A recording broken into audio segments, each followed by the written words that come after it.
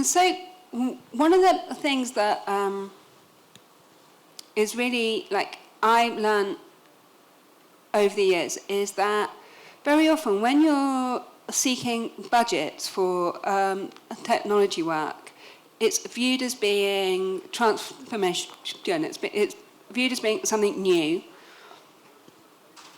It may be in budget terms in a capital line, and you get lots of money for 1 year or 2 years or maybe 3, and then you get almost nothing, right? So this happens a lot, where something new is created, and then the people who've created the new thing get asked to move on to the next new thing.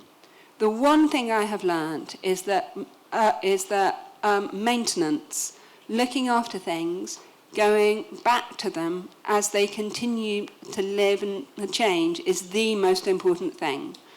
And I think we see that when we look at some of those products that are produced by the big American companies, right?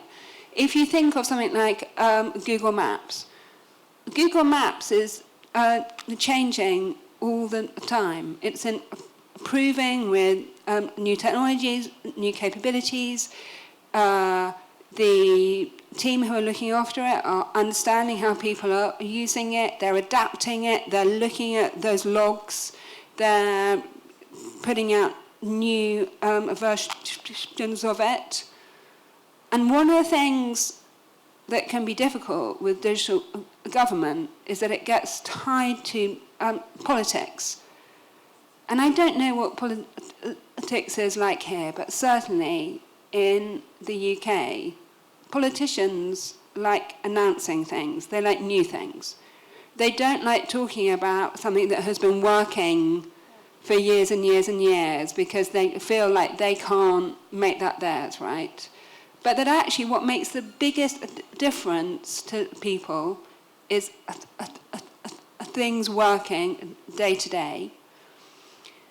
And I think just to sort of draw that back, like what might seem, right, like a very niche point about capital budgets and the technology, if we look to the USA, right, so over the last year, the economy has grown, but people haven't felt the impact of that in their pockets, which meant that when it came to the election, they didn't vote for the government who had grown the economy. They voted against a government who had not made a difference to their everyday.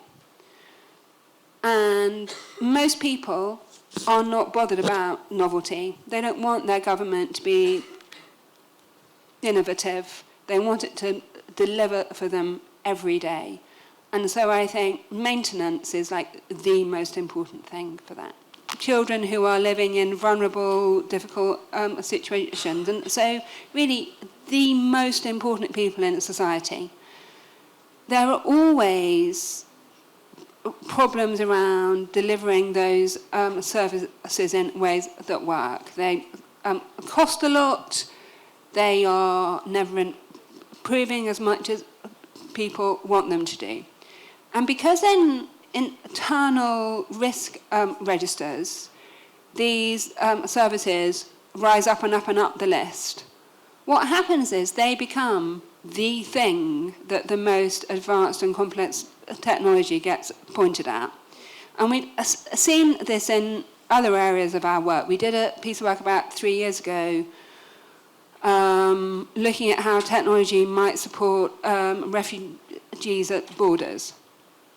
And what we see is that when governments are overwhelmed by a problem and they don't know how to solve it, they turn to technologies they don't understand because they've tried everything. They've tried everything and it hasn't worked. And so now what you're going to do is put a magic algorithm on your hardest thing.